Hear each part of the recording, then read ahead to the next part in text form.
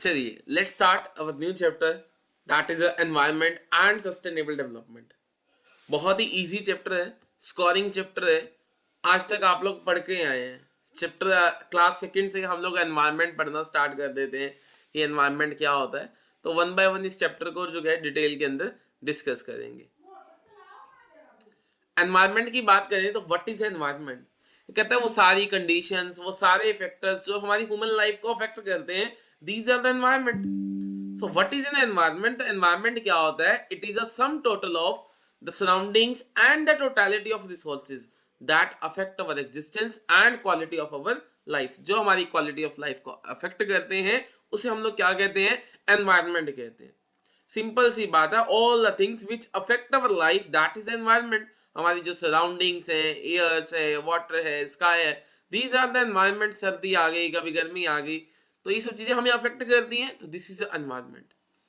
तो कहते हैं there are biotic as well as abiotic elements of a environment. मतलब एनवायरनमेंट के अंदर कुछ फिजिकल एलिमेंट्स होते हैं, कुछ लिविंग एलिमेंट्स होते हैं। फिजिकल एलिमेंट्स की बात करें लाइक लैंड, वाटर, एयर हो गया, सोयल, क्लाइमेट, माउंटेन्स, मिनरल्स या बाकी सारे resources that nature has provided to us as a gift, जो नेचर ने हमें प्रोवाइड किए हैं, these are the physical elements. There are some living elements also which includes like living creatures like the plants हो गए, animals हो गए, which impact the human life, जो हमारी human life को क्या करते हैं? अफेक्ट करते हैं। फिर उसके बाद हम लोग आगे बढ़ते हैं फंक्शंस ऑफ एनवायरनमेंट, कि एनवायरनमेंट क्या करता है हमारे लिए। तो कहता है environment offer the resources for the production. कहता है एनवायरनमेंट जो क्या हमें क्या प्रोवाइड करता है? बहुत सारे रिसोर्सेज प्रोवाइडेड करता है, जो क्या है, जो अवेलेबल है to us as a gift of a nature.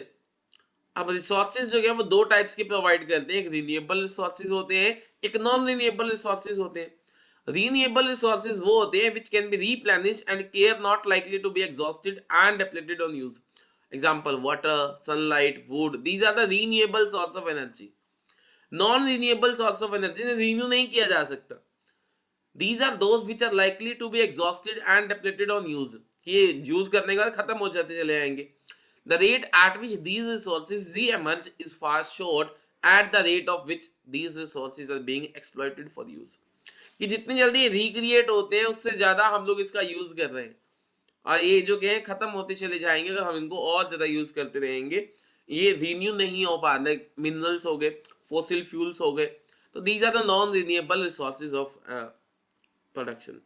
फिर कहता है एनवायरनमेंट एसिमिलेट्स वेस्ट, कि जो प्रोडक्शन एंड कंजम्पशन एक्टिविटी है हमारी, वो क्या करती है? दैट जनरेट द वेस्ट, और this occurs mostly in form of garbage की फॉर्म में आता है, and environment absorb it. Environment क्या करता है? इन सारी चीजों को एब्जॉर्ब कर लेता है। फिर environment sustain the life. Environment की बात करें तो एनवायरनमेंट क्या करता है? लाइफ को सस्टेन करता है। कहता है the environment include the sun, the soil, water, air which are essential ingredients for the sustenance of life. The absence of these elements of environment implies the end of life. ये हमारी life इनके बिना है ही नहीं है। बिना water के, बिना एयर के, बिना सन के हम लोग जिंदा ही नहीं रह सकते। Environment enhance the quality of life. Simple सी बात है, एनवायरनमेंट क्या करता है? हमारी जो लाइफ है उसकी क्वालिटी को क्या करता है?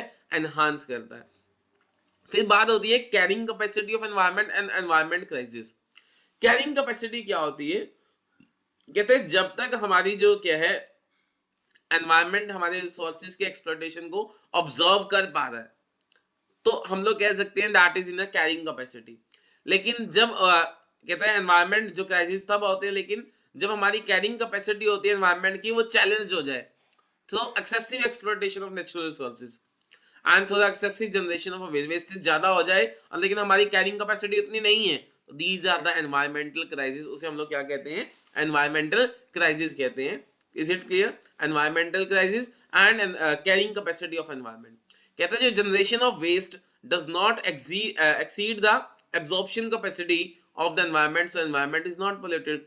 जब तक कहता है जो वेस्टेज हो रहा है, जो पोल्यूशन हो रहा है, वो हमारी ऑब्जॉर्प्शन कैपेसिटी के अंदर है, then environment is not a polluted. तब तक हमारा एनवायरमेंट पोल्यूटेड नहीं है। लेकिन जब जो वेस्टेज है हमारी कैरिंग कैपेसिटी से ज्यादा हो जाएगा, तब वो क्या करेगा? एनवायरमेंट को पोल्यूट करेगा। Basic problems related to the environment. जो बेसिक प्रॉब्लम्स एनवायरनमेंट से रिलेट करें तो फर्स्ट कहता है that is a problem of pollution, and second कहता है एक्सेसिव एक्सप्लॉइटेशन ऑफ जो नेचुरल रिसोर्सेज हैं उनका एक्सप्लॉइटेशन हो रहा है बहुत ज्यादा। यही दो मेन जो के हैं प्रॉब्लम्स हैं एनवायरनमेंट के रिगार्डिंग, तो वन बाय वन इनको डिटेल में डिस्कस करते हैं। फर्स्टली बात करते हैं पॉल्यूशन की। What is a pollution? Pollution की बात करें तो pollution refers to those activities of production and consumption which challenge the purity of air water and thereby pollute the environment. कहता है पॉल्यूशन क्या कहता है, वो सारी की सारी प्रोडक्शन एंड कंजम्पशन की एक्टिविटीज जिससे हमारा एयर वाटर जो क्या है पॉल्यूट होते हैं उसे हम लोग पॉल्यूशन कहते हैं। कहता है it is a serious emerging challenge, बहुत ही सीरियस चैलेंज है related to the process of growth की अगर हम लोग बात करें तो उसमें बहुत बड़ा चैलेंज है particularly related to the process of industrialisation. Pollution basically three forms में होता है, air pollution, water pollution and noise pollution. Firstly बात करते हैं एयर पॉल्यूशन की। एयर पॉल्यूशन की बात करें, हमें पता है एयर क्या करता है, कैरी करता है oxygen which is an essential element of a life, है ना, बिना ऑक्सीजन के हम लोग रह ही नहीं सकते। तो pollution of air implies pollution of N essential element of life, और अगर एयर ही पॉल्यूट हो जाएगी तो हमारी जो क्या है जो लाइफ है वो भी जो क्या है खतरे में आ जाएगी।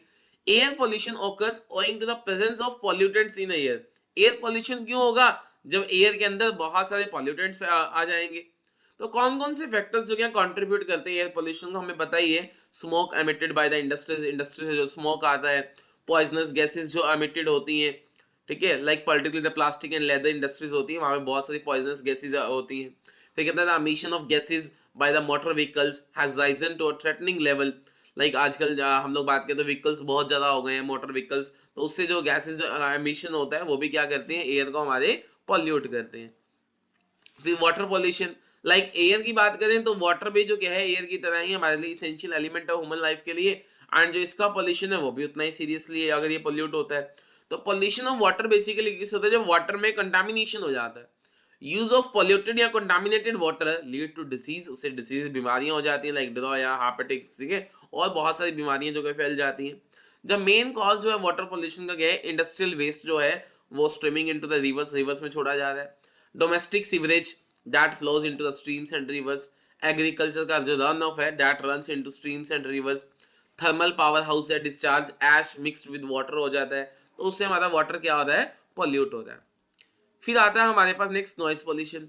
नॉइस पॉल्यूशन की बात करें तो व्हाट इज नॉइस पॉल्यूशन, तो हमें पता ही है कि जो मशीनीकरण हुआ है, मशीनीकरण से क्या हुआ, जो mechanization has raised the level of efficiency, efficiency तो बढ़ी है लेकिन इक्वली इसने किसको रेज किया है, लेवल ऑफ नॉइस पॉल्यूशन बहुत बढ़ गया है। एक्सेसिव नॉइस कॉज जो क्या है इरिटेशन करता है, अननेसेसरी फटीग्स करता है the body and the mind.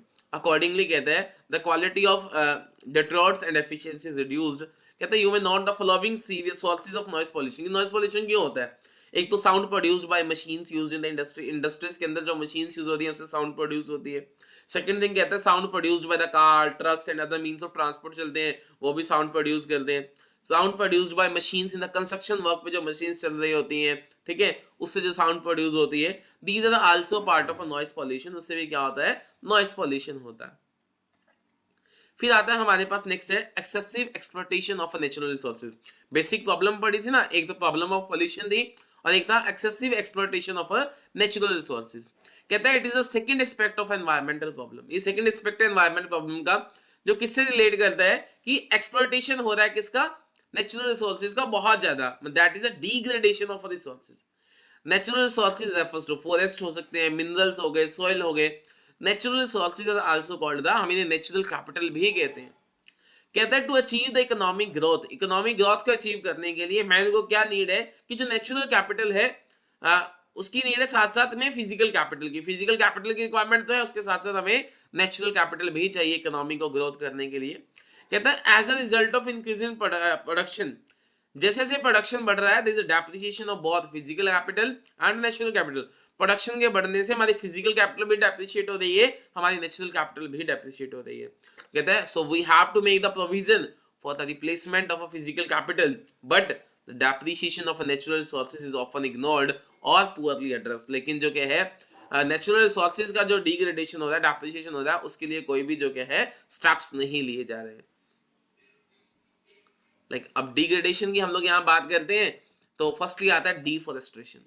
Deforestation basically बात करता है industrialisation is a boom boom पे इस टाइम पे, as it offers a large variety of things to consume, enhancing the quality of life, but it is banned when it causes a deforestation.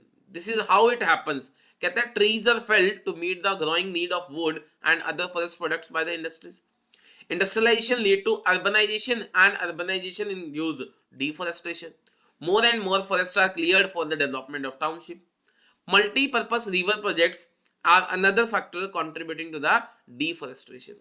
तो deforestation जंगल वगैरह हैं, forest हैं, उनको खत्म किया जा रहा है इंडस्ट्रीज एस्टैब्लिश करने के लिए, बहुत ज़्यादा वहाँ टाउन्स बनाने के लिए, तो वो भी जो क्या है डिग्रेडेशन है किसका, नेचुरल रिसोर्सेज का. फिर degradation of land. Degradation of land का मतलब क्या है, loss of fertility of land, कि हमारी जो लैंड है वो फर्टाइल नहीं रहे, which occurs due to the following. First कहता है soil erosion is caused by the strong wind and floods की वजह से. कहता है when we talk of soil erosion we are referring to a loss of a upper layer of a soil which contain major nutrients. जो हमारी upper soil layer होती है soil की, उसमें major nutrients होते हैं like nitrogen, phosphorus, potassium for the growth, जो helpful होते हैं किसके लिए, plants की growth के लिए. कहता है alkaline and salinity of soil caused by the water logging. तो degradation of land हो रहा है. फिर कहता है पॉपुलेशन का जो एक्सप्लोजन है, कहता है वन ऑफ द मेन जो कॉज है हमारा एनवायरमेंटल डिग्रेडेशन का, that is a population explosion. The pressure of population on land has tremendously increased and consequently land has been further exploited. Population explosion has caused sustained conversion of a forest land into the industrial and a re-industrial building. क्योंकि जो population बढ़ रही है वो भी हमारे environment को degrade कर रही है.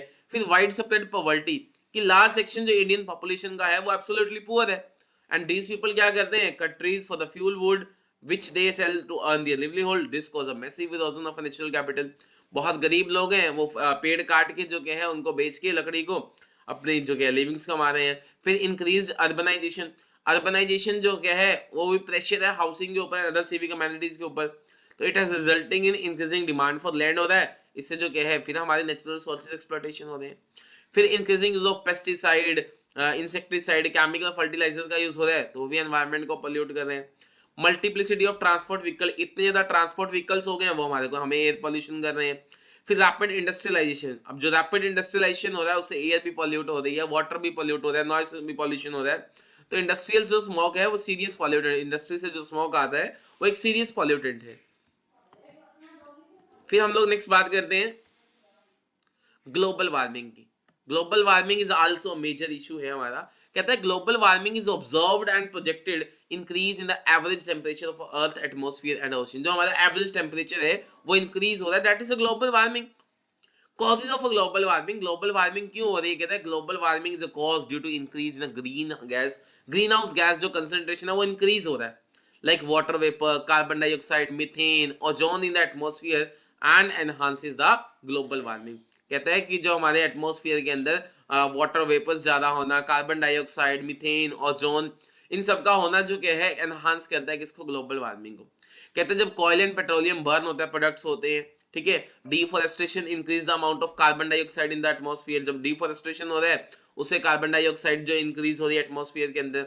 Increase cattle production which contributes to deforestation, methane production and use of fossil fuels.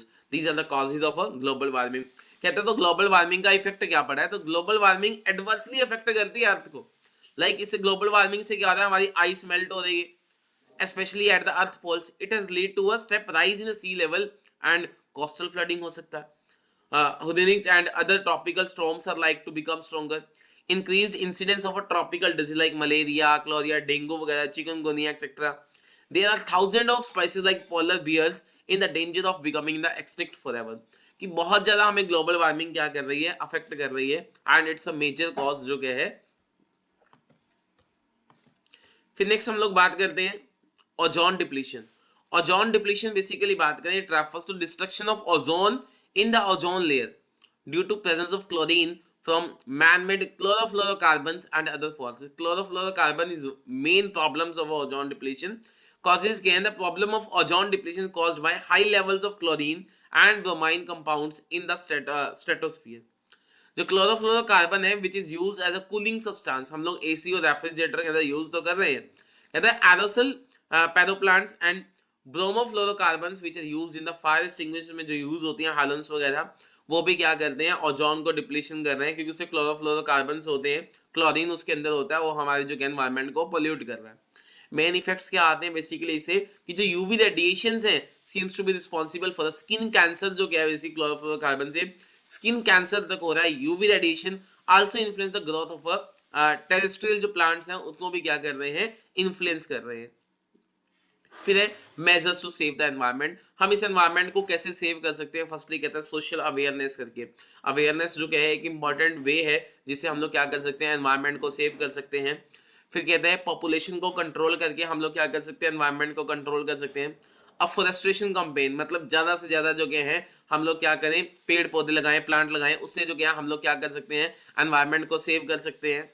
Control over industrial and agriculture population, industrial and agriculture population को हम लोग कंट्रोल करके, लाइक कहते हैं इसेंशियल है ये एनवायरमेंटल प्रोटेक्शन के लिए, कि एयर एंड वाटर पॉल्यूशन जो होता है, industrial development is managed and control, उसको मैनेज करना चाहिए, कंट्रोल करना चाहिए। अब एग्रीकल्चर पॉल्यूशन के लिए हम लोग क्या अवॉइड कर सकते हैं, कि जो हमारे पेस्टिसाइड है, केमिकल फर्टिलाइजर, उनको रिस्ट्रिक्ट किया जाए, ऑर्गेनिक फार्मिंग की जाए। Water management, river water should be kept clean and provision be made to supply clean drinking water to the natural resources, water को मैनेज करना चाहिए। जो सॉलिड वेस्ट है उनको प्रॉपर मैनेज करना चाहिए। Rural garbage should be converted into the compost, जो क्या है वो सब चीजें होनी चाहिए। फिर reasons for the environmental crisis, की जो मेन रीजंस क्या है एनवायरमेंट क्राइसिस के, तो फर्स्ट कहता है जो पॉपुलेशन है वो बहुत ज्यादा बढ़ती जा रही है, एंड इंडस्ट्रियल जो रिवॉल्यूशन है उस वजह से क्या हो गया है बेसिकली हमारे एनवायरमेंट जो क्या क्राइसिस आ रहे हैं। फिर कहता है extensive extraction of renewable and जो नॉन रिन्यूएबल रिसोर्सेज हैं उनका जो क्या है बहुत ज्यादा एक्सेसिव एक्सप्लॉयटेशन हो रहा है, उस वजह से जो क्या है एनवायरमेंटल क्राइसिस है। एक्सटिंक्शन ऑफ मेनी रिसोर्सेज, जो बहुत सारे resources and continuous rise in the population, जो क्या है वो एनवायरमेंटल क्राइसिस आ रही है। फिर affluent product consumption and production standard जो क्या है वो बहुत कंजम्पशन बहुत ज्यादा हो रही है, जिससे बहुत ज्यादा वेस्ट जनरेट हो रहा है और वो हमारी एब्जॉर्प्शन कैपेसिटी से जो क्या है बाहर जाता जा रहा है। फिर एयर एंड वाटर पॉल्यूशन जो हो रहे हैं डेवलपमेंट प्रोसेस की वजह से, वो भी एनवायरमेंटल क्राइसिस है। Global warming and ozone depletion, जो क्या हमारी हेल्थ वगैरह को इससे क्या हो रहा है, अफेक्ट हो रहा है। जो हमारी ग्लोबल वार्मिंग हो रही है, ओजोन डिप्लीशन हो रहा है, ये भी जो क्या है रीजन है किसका, एनवायरमेंटल क्राइसिस का। फिर उसके बाद हम लोग बात करते हैं सस्टेनेबल डेवलपमेंट, ये लास्ट टॉपिक है हमारा sustainable development. Sustainable development basically क्या है, एक ऐसी प्रोसेस है जो क्या कहते हैं कि प्रेजेंट जनरेशन की नीड को फुलफिल करना है without challenging the ability of future generation to fulfil the need, कि हमने अपनी नीड्स को तो फुलफिल करना है लेकिन जो फ्यूचर जनरेशन के नीड्स हैं उनको हम लोगों को एक्सप्लॉयटेशन नहीं करना है, उनके लिए भी वो चीजें बचे। लेकिन आज तो हम लोग क्या कर रहे हैं, केमिकल्स का, फर्टिलाइजर्स का, पेस्टिसाइड्स का यूज करके हम लोग जो क्या है प्रोडक्शन को बढ़ा रहे हैं, लेकिन सॉइल फर्टिलिटी क्या हो रही है, बिल्कुल ही खत्म होती जा रही है। आने वाली जनरेशन के लिए जो क्या वो चीजें बचेंगी नहीं। तो that is a sustainable development basically क्या है कि प्रेजेंट जनरेशन की नीड को फुलफिल करना है without harming the future generation need, future generation need को हमें हार्मफुल नहीं करना है। फिर हम लोग बात करते हैं features of a sustainable development. तो सस्टेनेबल डेवलपमेंट बेसिकली क्या कहता है, sustainable development sustained rise in real per capita income and economic welfare, की जो सस्टेनेबल डेवलपमेंट है वो क्या करता है, हमारी per capita income and economic welfare को बढ़ाता है। Rational use of natural resources, जो सस्टेनेबल डेवलपमेंट इसका मतलब ये नहीं है कि natural resources should not be used at all, कि हम नेचुरल रिसोर्सेज का यूज ही ना करें। इसका सिंपली सा मतलब ये है कि हम लोग उसको रैशनली यूज करें, इस तरीके से यूज करें कि वो बहुत ज्यादा एक्सप्लॉइट ना हो, and the ability of future generation to fulfill the need not to be impaired. Sustainable development इस बात पे स्ट्रेस करता है कि जो एबिलिटी है फ्यूचर जनरेशंस की इन नीड्स को फुलफिल करने के लिए, वो जो क्या है कहीं भी हाश ना हो, उनके ऊपर कोई भी इफेक्ट ना हो। चेक ऑन पोल्यूशन, कि जो सस्टेनेबल डेवलपमेंट है it discard those activity which influence the induce the environmental pollution, वो उन एक्टिविटीज को क्या करते हैं, रोकते हैं, जिससे जो क्या है एनवायरमेंट पोल्यूट होगा। कहता है environmental pollution is viewed as a element of a social cost में हम इसको क्या करते हैं, एड ऑन करते हैं। फिर आता है strategies for sustainable development. Sustainable development के लिए क्या क्या स्ट्रेटजीज हो सकती हैं, कैसे हम लोग सस्टेनेबल डेवलपमेंट करते हैं कि आज की जनरेशन की नीड भी फुलफिल हो जाए और फ्यूचर की जनरेशन की नीड भी जो क्या है वो इफेक्टेड ना हो। तो फर्स्ट कहता है input efficient technology, efficient technologies आए, जैसे मतलब क्या है जिससे इनपुट एफिशिएंट हम लोग लगाएं और आउटपुट मैक्सिमम हो। This will moderate the stress on resource environment per unit of input, जो कि वो कम हो जाएगा। Use of environment friendly source of energy, environment friendly source of energy का हम लोग use like LPG and CNG क्या करते हैं, are cleaner fuels and environmental friendly. हम लोग एलपीजी का यूज करें, सीएनजी का यूज करें, लेकिन अब सीएनजी कार बहुत सारी आ गई है ना। कहता है the use of these fuels must be encourage in place of petrol and diesel. Petrol and diesel के प्लेस में करना चाहिए, बिकॉज ये क्या करती है, बहुत सारी कार्बन डाइऑक्साइड वगैरह ऐड करती है, adding to the stock of green house gases के अंदर ये चीजें आती हैं। फिर इंटीग्रेटेड रूरल डेवलपमेंट जो क्या है, रूरल डेवलपमेंट करके उनकी स्टेट प्रॉपर प्लानिंग वगैरह करके वहाँ पे एम्प्लॉयमेंट अपॉर्चुनिटीज वगैरह देके हम लोग क्या कर सकते हैं, सस्टेनेबल डेवलपमेंट कर सकते हैं। फिर convert sunlight into the solar energy. बहुत ज़्यादा आपको पता ही चल रहा है कि solar energy into electricity, solar से हम लोग जो क्या है बहुत सारे सोलर प्लांट्स लगाए जा रहे हैं, ठीक है। तो उससे जो क्या है इलेक्ट्रिसिटी यूज हो रही है। फिर shift to organic farming, traditional farming से हम लोग कहाँ जाएं, ऑर्गेनिक फार्मिंग के अंदर जाएं, बिकॉज जो कि इसमें हम लोग केमिकल फर्टिलाइजर्स का यूज नहीं करते हैं, तो सॉइल फर्टिलिटी बची रहती है। मैनेज द वेस्टेज, कहता है rather than allowing industrial waste and household garbage to litter around, follow these streams and rivers, we must systematically manage them. हमें जो क्या सिस्टमेटिकली इन्हें मैनेज करना चाहिए। जो हाउस होल्ड का वेस्ट है कैन बी रिसाइकल, उसको रिसाइकल करना चाहिए into the compost and use as a manure for the organic farming में उसका यूज होना चाहिए। फिर कहते हैं नेक्स्ट हम लोग बात करें